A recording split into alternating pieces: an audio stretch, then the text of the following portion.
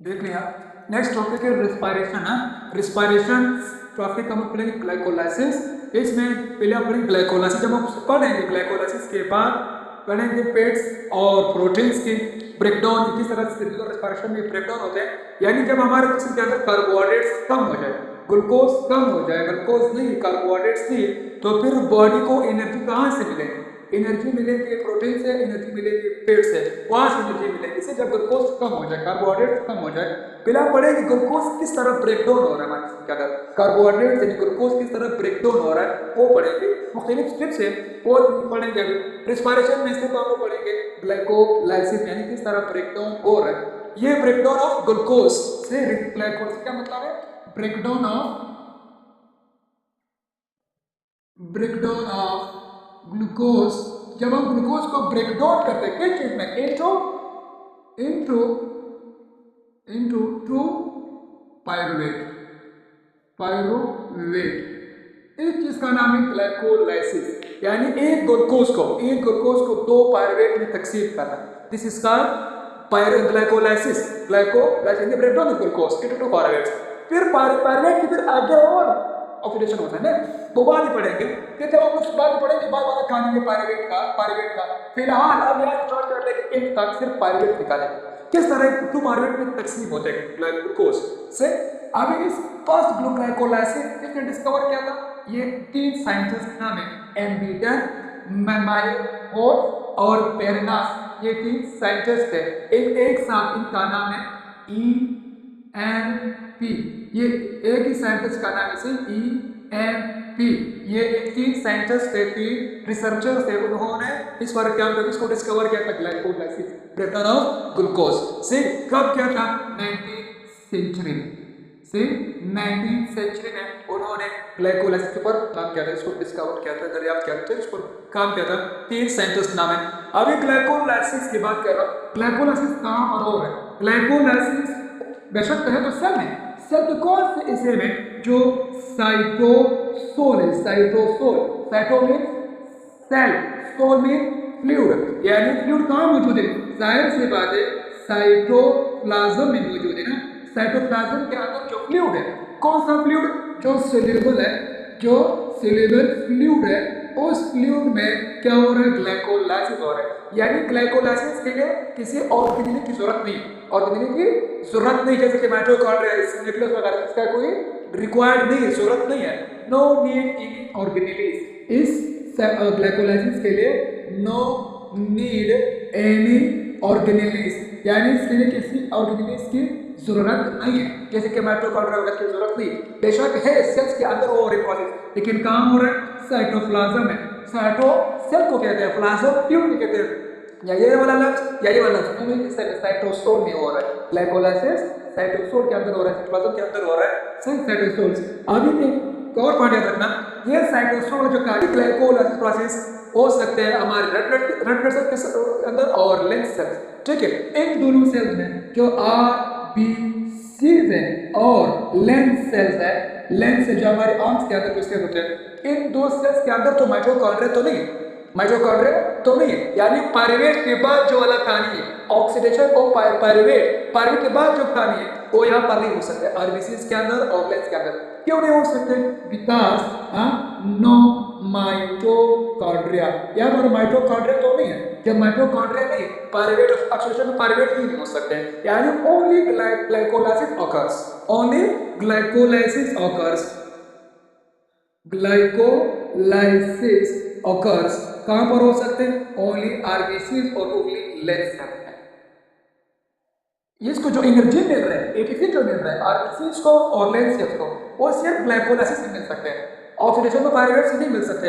अगर माइटोकॉन्ड्रिया है, बाकायदा जो कहानी वो माइटोकॉन्ड्रिया के अंदर हो रहा है, फिर पायरुवेट के बाद जो कहानी माइटोकॉन्ड्रिया में हो रहा है। जब माइटोकॉन्ड्रिया तो नहीं है, फिर उसको एनर्जी कहां से मिलेगी? एनर्जी इसको ग्लाइकोलाइसिस से मिलेगी, ऑक्सीडेशन में पायरुवेट से नहीं मिलेगी। सही, कितना एनर्जी मिलता है इन ग्लाइकोलाइसिस फ्यूल आर? हमें कितना एनर्जी मिलता है? अब हमें ग्लाइकोलाइसिस से जो एनर्जी मिलते हैं वो है 5.2%। ये हमारे एनर्जी एटीपी है, एनर्जी मिलते हैं कहां से मिलते हैं? ग्लाइकोलाइसिस से। यानी आरबीसी और लेंथ सेल्स को ये वाला एनर्जी मिलता है। सिर्फ ग्लाइकोलाइसिस से मिलते हैं, ऑक्सीडेशन ऑफ पायरुवेट से नहीं मिलते हैं। सही, अब इस ग्लाइकोलाइसिस के अंदर कितना एटीपीज निकलते हैं? इस ओरल एटीपीज यानी नेट एटीपीज जो थे ओरल टोटली कितना है? 4 एटीपी हम लोग ड्राइव करते हैं, यहाँ से निकालते हैं ग्लाइकोलाइसिस यानी मिलते हैं प्रोडक्ट। ओनली 4 एटीपीज मिलते हैं। इन 4 में से दो एटीपीज क्या हुआ? यूज हुआ, कंज्यूम हुआ, खर्च हुआ।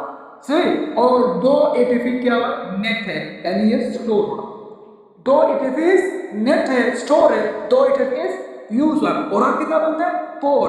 यानी इन 2 एनर्जी, इन 4 में से यानी 2 में से जो यूज हुआ, इसके बाद जो नेट वाला है, इनसे हमें 5.2% एनर्जी मिलते हैं, वो आरबीसीज और लेंस यूज करते हैं। से उसके बाद यानी ओरल ग्लाइकोलाइसिस क्या कहते हैं? ओरल ग्लाइकोलाइसिस में कौन कौन से प्रोडक्ट मिलते हैं? इनसे हमारे ये प्रोडक्ट निकलते हैं। ओरल जो प्रोडक्ट है, एक तो ये निकला, 2 नेट एटीपी और 2 एटीपी क्या हुआ? यूज हुआ। ये तो आप यूज होता प्रोडक्ट तो नहीं, जो निकल गए 2 नेट एटीपी ये निकल गए इस मुकम्मल ग्लाइकोलाइसिस से। और क्या निकला इससे हमें निकला 2 NADH ये निकला। ये बात पहले पढ़ा, कहाँ निकलता है ये वाला? 2 NADH निकलते हैं और 2 क्या निकलते हैं? H2O वाटर निकलते हैं। और क्या निकलते हैं? 2 पायरुवेट से 2 पायरुवेट निकलते हैं, 2 ATP, 2 NH, 2 वाटर मॉलिक्यूल्स। इस ग्लाइकोलाइसिस के मुकम्मल प्रोसेस में ये चीजें निकलती है। मुकम्मल ग्लाइकोलाइसिस जो प्रोडक्ट है वो ये मुकम्मल ग्लाइकोलाइसिस का प्रोडक्ट। फिर अभी इस ग्लाइकोलाइसिस के अंदर हम ये पढ़ेंगे, ये चीजें निकालेंगे वहां से। इस सारा मुकम्मल कहानी वाला जो ग्लूकोज है, ग्लूकोज हम ब्रेक डाउन कर लेते हैं 2 पायरुवेट में, 2 पायरुवेट में, 2 पायरुवेट में, यानी यहां से लेकर फिर इस पायरुवेट को, अगर इस पायरुवेट में और भी मेंशन कर ले, अगर पायरुवेट ग्लूकोज में ऑक्सीजन वाला कहानी, ऑक्सीजन के बाद पायरुवेट के बाद, यानी इस पायरुवेट के बाद अगर ऑक्सीजन मौजूद है, ऑक्सीजन यानी प्रेजेंस ऑफ ऑक्सीजन, अगर ऑक्सीजन मौजूद है तो फिर ये पायरुवेट कहाँ जाता है? इसके बाद वाला कहानी ऑक्सीजन पायरुवेट बात कर रहा हूं। सही, फिर ये जाते हैं कहाँ? माइटोकॉन्ड्रिया के पास। माइटोकॉन्ड्रिया के बाद क्या करते हैं? क्या कौन से प्रोडक्ट होते हैं? एक निकलते हैं हाइड्रोजन आयन, एक निकलते हैं कार्बन डाइऑक्साइड और एक निकलते हैं इलेक्ट्रॉन एनर्जी। जब ऑक्सीजन मौजूद होगा पायरुवेट में, अगर ऑक्सीजन नहीं है, नो ऑक्सीजन, अगर ऑक्सीजन नहीं, फिर ये कहाँ जाते हैं? पायरुवेट कहाँ जाते हैं? इस पायरुवेट से निकलते हैं, कौन सी चीज है? कार्बन डाइऑक्साइड और इथेनॉल या अल्कोहल से अल्कोहल ये निकलते हैं, प्लस और क्या निकलते हैं? इसे निकलते हैं लैक्टिक एसिड निकलते हैं, अल्कोहल और कार्बन डाइऑक्साइड। ये कब निकलते हैं तीनों चीजें?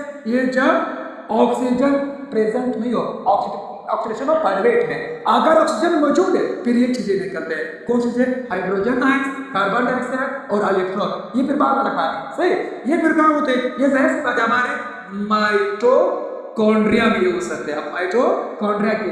और ये कहाँ होते हैं? जो कार्बन डाइऑक्साइड है और अल्कोहल वाला कहानी, ये कहाँ होते हैं? ये फंजाई प्लस प्लांट में, फंजाई प्लस प्लांट्स ये यहाँ पर होते हैं। और कार्बन डाइऑक्साइड, अल्कोहल, फंजाई और प्लांट्स में होते हैं। तो लैक्टिक एसिड है, लैक्टिक एसिड ये बैक्टीरिया प्लस हमारे जो एनिमल्स के अंदर मसल्स के अंदर हो सकते हैं। सही, लैक्टिक एसिड और प्लस फंजाई। अगर आरबीसीज और लेंस का जो प्रोडक्ट है यहाँ पर कौन सा है? जाहिर सी बात है यहाँ पर भी जो प्रोडक्शन हो क्या है? लैक्टिक एसिड, क्योंकि इसका माइटोकॉन्ड्रिया तो नहीं है, ये तो नहीं निकाल सकते हैं। यहाँ पर डायरेक्ट क्या निकलते हैं? लैक्टिक एसिड निकलते हैं आरबीसीज के अंदर और लेंस के अंदर से।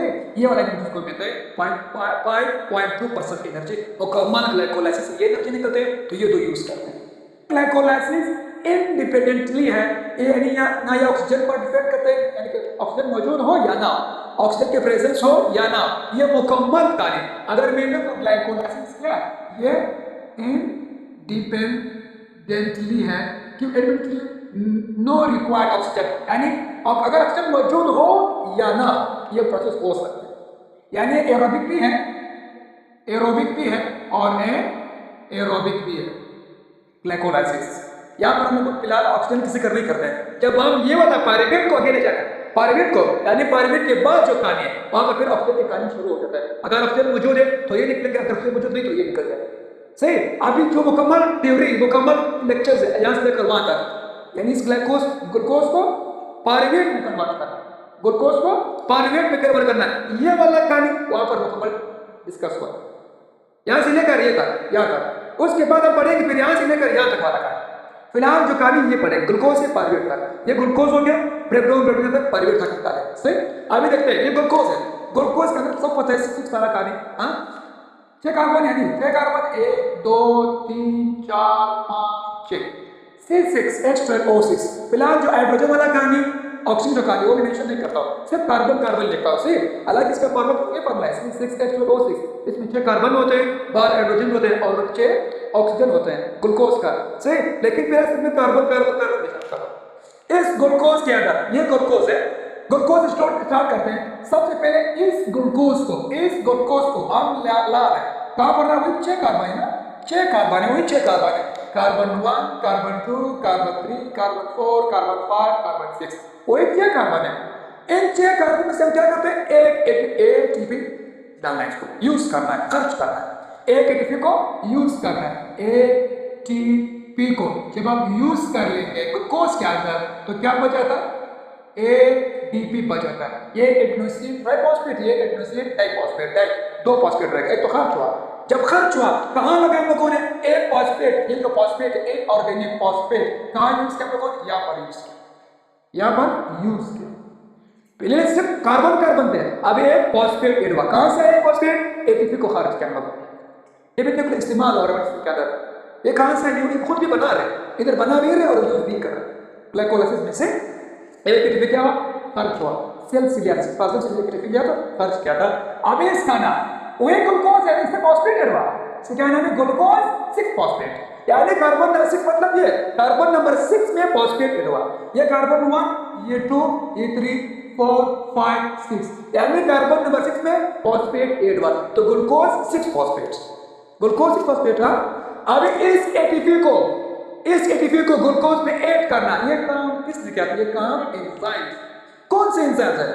एक काइनेज है, तो काइनेज एंजाइम सब एटीपी को ऐड करना, एटीपीज को ऐड करना काइनेज का एंजाइम है। अगर ये एटीपी ग्लूकोज में ऐड हो रहा है तो एक्सोकाइनेज, अगर फ्रेक्टोज में ऐड हो रहा है तो फ्रेक्टोकाइनेज है। तो एंजाइम कौन सा एंजाइम है? काइनेज। अभी देख लो, ये आप तो ग्लूकोज में ऐड हुआ, या आप लोग देखो एक्सो मतलब 6 कार्बन वाला ग्लूकोज है, या आप लोग लिखिए ग्लूकोकाइनेज या एक्सोकाइनेज, यानी ग्लूकोज के अंदर उसने एक एटीपी को ऐड किया था। ये काम एंजाइम ने किया, एंजाइम नाम क्या था? काइनेज।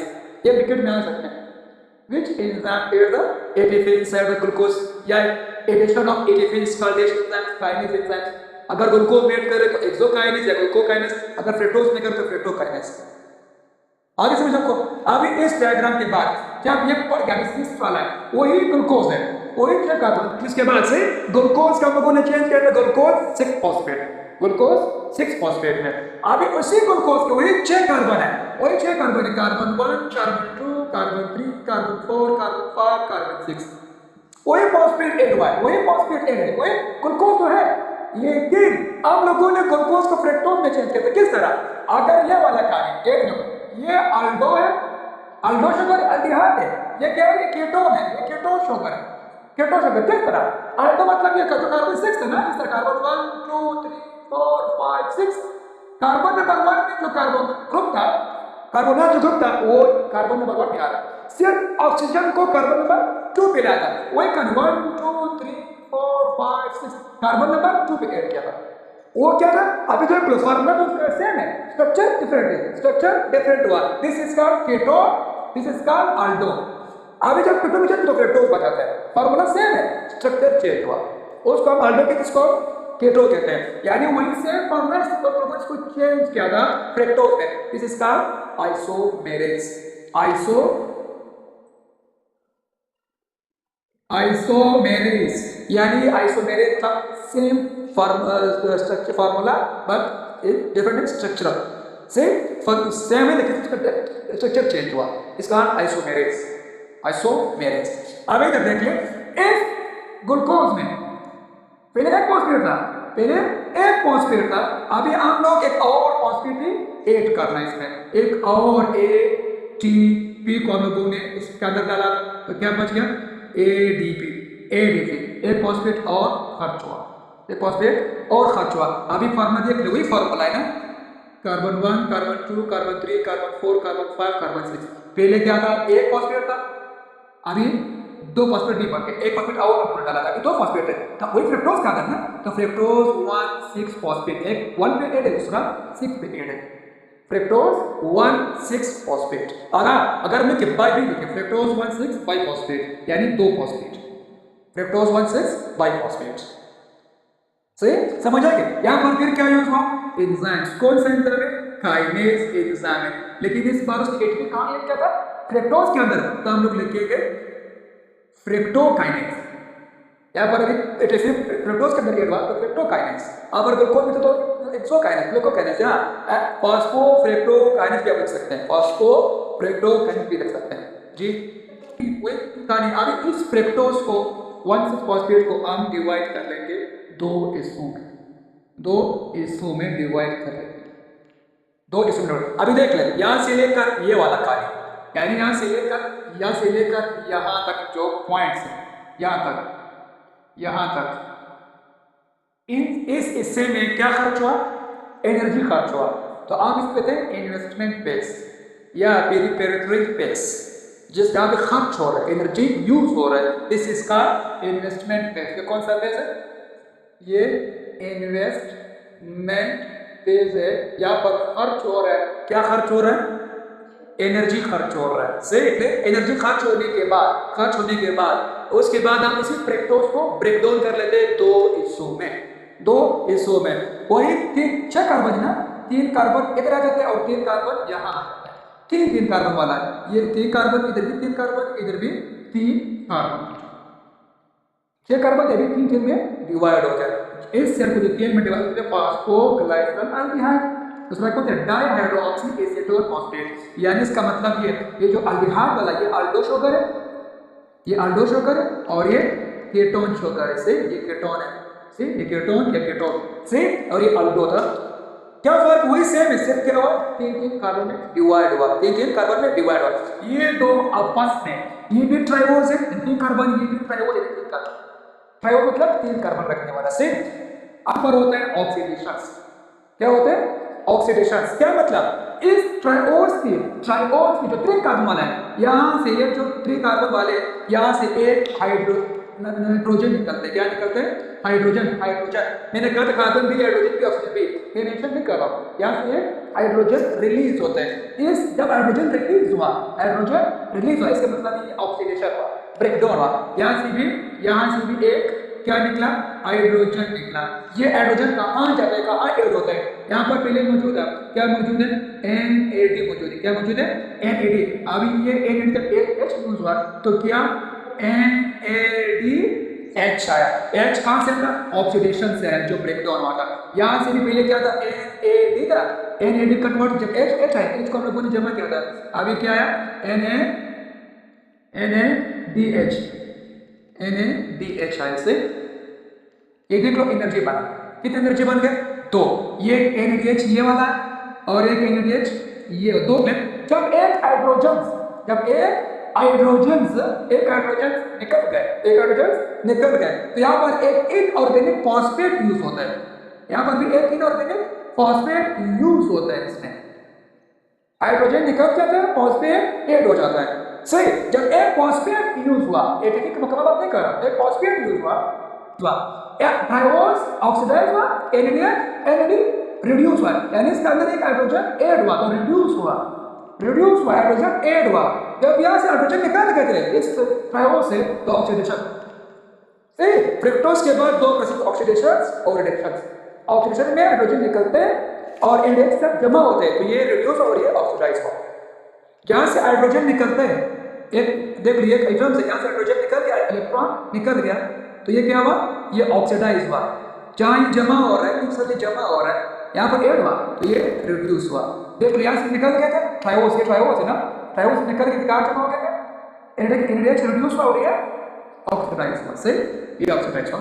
और उसके बाद देख ले, जब एक फॉस्फेट हम लोगों ने क्रिएट किया था, पहले से 3 कार्बन थे ना, इस तरह 1 2 3, इधर भी 1 2 3, 3 कार्बन है। एक फॉस्फेट तो पहले से मौजूद है, हाँ एक फॉस्फेट तो पहले से मौजूद है, एक फॉस्फेट पहले से मौजूद है, एक फॉस्फेट पहले से मौजूद है, अभी एक फॉस्फेट और यूज हुआ तो कहां पर जमा हो गया था, कार्बन नंबर 1 के साथ, इधर भी यूज किया था 1 के साथ, इधर भी यूज किया था 1 के साथ। अब इसके नाम 3 फॉस्फेट नहीं है, अभी दो फॉस्फेट है ना, यानी कि 1 3 बाई फॉस्फेट, अभी दो, एक ये और एक फॉस्फेट है। पहले सिर्फ इस तरह था, पहले ये इस तरह था, पहले 1 2 3 फॉस्फेट, ये भी इसी तरह था 1 3 फॉस्फेट, इस तरह था। अभी देख लो 3 फॉस्फेट तो नहीं है, अभी कितना है, 2 फॉस्फेट है, एक बार पास यूज किया था तो 1 3, 1 पर भी है 3 पर भी है, 1 3 भाई मतलब 2 फॉस्फेट है, 2 फॉस्फेट ग्लाइसरेट, इधर भी इसका है 1 3 बाई फॉस्फेट 1 3, और उसके बाद ये वाला इससे पहले जो पॉइंट है उससे पहले फिर ऑक्सीडेशन हो जाएगी, पहले carbon 1 carbon 2 carbon 3 phosphate, carbon phosphate, carbon 1 carbon 2 phosphate, यानी ये वाला कहानी ये वाला कहानी, ये वाला कहानी मैंने वहां पर मेंशन किया, phosphate carbon carbon phosphate, phosphate carbon carbon phosphate, फिर यहाँ पर क्या होता है, फिर यहाँ से एटीपी निकल जाता है, यहाँ पर क्या मौजूद है, एडीपी मौजूद है, एडीपी, यहाँ से क्या निकलता है, यहाँ से एक एक ज्यादा फॉस्फेट निकल जाता है, कहाँ ये होता है, इसके साथ ऐड होता है, तो क्या बन जाता है, एटीपी बन जाता है, 2 फॉस्फेट है। हाँ एक्सक्यूज में आ सकते हैं, ये फॉस्फेट कहाँ से निकलते हैं, 3 वाला या 1 वाला, 2 फॉस्फेट है ना, एक फॉस्फेट निकलता है, 1 वाला निकलता है, सही, यहाँ से भी एक फॉस्फेट निकल जाता है, यहाँ से फिर क्या बनता है, एडीपी को कन्वर्ट करते हैं एटीपी को, अभी 2 एटीपी और बन गए, ये भी एटीपी बन गए और ये भी एटीपी बन गए, कहां से, अभी देख लो सिर्फ 3 फॉस्फेट रह गए, कार्बन, ये देखो कार्बन 1 कार्बन 2 कार्बन 3 फॉस्फेट, इधर भी कार्बन 1 कार्बन 2 कार्बन 3 फॉस्फेट, 1 का निकल गया था, 1 का निकल गया था, एटीपी के साथ एड हुआ, एटीपी बनाया था। अभी देख लो इसको क्या कहते हैं, 3 फॉस्फोग्लाइसरेट, 3 फॉस्फोग्लाइसरेट, 3 इधर भी देख ले, जब ग्लाइसरेट ये जो 8 था, 8 इसको कहते हैं एसिडिक फॉर्म, अभी एसिडिक फॉर्म है, हम ये नहीं कह सकते कि ग्लाइकोलाइसिस पायरुवेट में या पायरुविक एसिड में चेंज होता है, पायरुवेट या पायरुविक एसिड में, देखो हम लोगों ने क्या कहा, यहाँ पर बाइफॉस्फोग्लाइसरेट 8 है ना, 8 क्या मतलब इसका, एसिड फॉर्म है, इधर भी देखते हैं 3 फॉस्फोग्लाइसरेट आयन ये कौन एसिड फॉर्म है, एसिडिक फॉर्म है, उसके बाद फार्मा तो ये 1 2 3 फॉस्फेट है ना, यानी कार्बन नंबर 1 पर था, कार्बन नंबर 2 कार्बन नंबर 3 पर फॉस्फेट, कार्बन नंबर 3 पर फॉस्फेट है। अभी हम लोग क्या कर लेते हैं, वही सेम फार्मूला है, कार्बन 1 कार्बन 2 कार्बन 3 फॉस्फेट का जो लोकेशन है, पहले कार्बन नंबर 3 पे, अभी हम उसको 2 पे लाया, यानी पहले हो गया था ना, अभी फॉस्फेट आपको कहा क्या था 2 के साथ, तो उसको फिर कहते हैं 2 फॉस्फोग्लाइसरेट, फार्मूला तो सेम है, फिर क्या हुआ, आइसोमेरेज, क्या है, आइसोमेरेज, सिर्फ स्ट्रक्चर चेंज हुआ, फार्मूला सेम है, स्ट्रक्चर चेंज हुआ, वहां पर कार्बन नंबर 3 के साथ था तो 3 फॉस्फेट था, अभी फॉस्फेट 2 पर आया तो 2 फॉस्फोग्लाइसरेट, इधर भी 2 पेज, यानी 2 हिस्से है, ऐसा अलग है, ये हिस्सा अलग है, अभी उसको अलग अलग नहीं जा रहे, सही, वही सेम फार्मूला, इधर भी कार्बन 1 कार्बन 2 कार्बन 3, 2 पर क्या चीज है, फॉस्फेट अटैच, 2 पेज, सही। अभी यहां से लिखा, इस 2 पेज से क्या निकलते हैं, डिहाइड्रेशन होते, क्या होता है, डिहाइड्रेशन क्या मतलब है, रिमूवल ऑफ H2 या रिलीज ऑफ H2, यहां से भी क्या निकलते हैं, H2O निकलता है, डिहाइड्रेशन हुआ। हाइड्रोजन तो मौजूद है, ऑक्सीजन भी मौजूद है, हम मेंशन नहीं करते ना, सिर्फ कार्बन लिखते हैं, इधर भी हम लोगों ने क्या निकाला, हाइड्रोजन निकाला है ना, हाइड्रोजन तो वो मौजूद है, हम मेंशन नहीं करते हैं, फार्मूला को मेंशन नहीं करते, कार्बन, अभी इस फार्मूले से फिर एक 2 हाइड्रोजन निकले थे, एक ऑक्सीजन, यानी एक 2 हाइड्रोजन एक ऑक्सीजन निकल, यानी वाटर की फॉर्म ये निकल गए थे, क्या होता है, डिहाइड्रेशन, 2 फॉस्फेट के बाद क्या होगा, डिहाइड्रेशन। अभी इस डिहाइड्रेशन को जब वाटर निकल गया, वही फार्मूला है, कार्बन 1 कार्बन 2 कार्बन 3 पे फॉस्फेट है, वो 2 पे फॉस्फेट है, कार्बन 1 कार्बन 2 कार्बन 3 पे 2 पर क्या फॉस्फेट है, फार्मूला सेम है, तो क्या निकल गया, वाटर निकल गया, फार्मूला वही फार्मूला है, सर। अभी इसको क्या कहते हैं, फास्फोइनोल पायरुवेट, अगर हम लोग फिर यहाँ जो फॉस्फेट जमा है ना, ये जो फॉस्फेट एड है, अभी हम लोग क्या करते हैं, यहाँ पर फिर क्या निकालते हैं, एटीपी मौजूद है ना, एटीपी मौजूद है, इस पी को जो अटैच कार्बन नंबर 2 के साथ, अब इसको रिमूव कर लेते हैं, किसके साथ जमा करते हैं, एटीपी में, तो क्या बच जाता है, ATP। ए फॉस्फेट कहाँ से आया था? जमाव। ATP converted to ATP। ये भी निकल जाता है किसके साथ? ADP के साथ जमाव का क्या बनाते हैं? ATP बनाते हैं। निकल गए। अब इसे कार्बन रहते हैं, कार्बन के साथ हाइड्रोजन भी कुछ रहते हैं, ऑक्सीजन भी कुछ रहते हैं। ऑक्सीजन मौजूद है, हाइड्रोजन मौजूद है और कार्बन है। अभी फॉस्फेट नहीं है, फॉस्फेट अभी नहीं है। जब फॉस्फेट में ये वाला फार्मूला बन गया तो उसे क्या बोलते हैं? फॉस्फेट। यानी कार्बन कार्बन कार्बन, इधर भी कार्बन कार्बन कार्बन, तीन कार्बन है ना, तीन कार्बन बच गए, फॉस्फेट तो नहीं है। तो इन तीन कार्बन क्या कहते हैं? फॉस्फेट। अब इस फॉर्मूला का ओरिजिनल फार्मूला है, ओरिजिनल फार्मूला, और इसका फार्मूला तो ये तीन कार्बन है। अब हम लोग CH3, इसका हाइड्रोजन मौजूद है, हम मेंशन नहीं करते, आगे तो मैंने मेंशन कर दिया CH3, COOH। ये फॉर्मूला है फॉस्फेट का। मैंने कहा था ऑक्सीजन भी मौजूद है, हाइड्रोजन भी मौजूद है, तो मेंशन नहीं करते हैं। अभी हम लोग जब मेंशन करता है तो ये निकल गया। ये क्या चीज है? ये पायरेट है, और ये भी पायरेट है, ये वाला भी CH3 COOH। ये क्या चीज है? पायरेट। अभी हम लोगों ने ये पढ़ा था ग्लूकोज से पायरेट तक पढ़ा, ये ग्लूकोज से पायरेट, ये सारे ग्लूकोज से पायरेट तक कहानी जी। फॉर्मूला है ग्लूकोज का formula. C carbon 1, carbon 2, carbon 3, carbon 4, carbon 5, carbon 1 2 3 4 5 6 carbon है। ये देख लो। अभी हम में से पार्ट दो किस तरह से, ये तो देख लो, O हाइड्रोजन, OH, इधर हाइड्रोजन, इधर OH, इधर OH, इधर OH, इधर हाइड्रोजन, इधर हाइड्रोजन, इधर हाइड्रोजन, इधर हाइड्रोजन, इधर OH, इधर हाइड्रोजन। सही। ये फॉर्मूला है ग्लूकोज का। फॉर्मूला तो ये 1 2 3 4 5 6 कार्बन हो गया, 6 कार्बन, C6। अभी कितने हाइड्रोजन है? 1 2 3 4 5 6 7 8 9 10 11 12, तो H12। कितने ऑक्सीजन है? 1 2 3 4 5 6 और O6। ये फॉर्मूला है। अभी हम करो अपने हाइड्रोजन निकालना, तो दूसरा कहां से आ गया? इसके अंदर 12 हाइड्रोजन है। प्रोडक्ट को देखिए, प्रोडक्ट को मैंने कहा था 2 ATP बच जाता है, यहाँ तक तो खर्च हुआ। अभी कितने ATP है? 2 ATP। टोटल तो 4 बनते हैं, टोटल 4 बनते हैं, तो उसमें खर्च होते हैं 4। कहाँ से कितने देख ले? एक यहाँ पर देख ले, 1 2 3 4 बन गए। मैंने कहा टोटल कितने हैं? 4। कहाँ मेंशन किया था? ये देख लो 4 ATP हम लोगों ने निकाला है नहीं, और में से 2 वापस खर्च हुए, एक यहाँ खर्च हुआ, एक यहाँ खर्च हुआ, 2 बच गए। तो 2 हम लोगों ने निकाले, 2 ATP बच जाता है।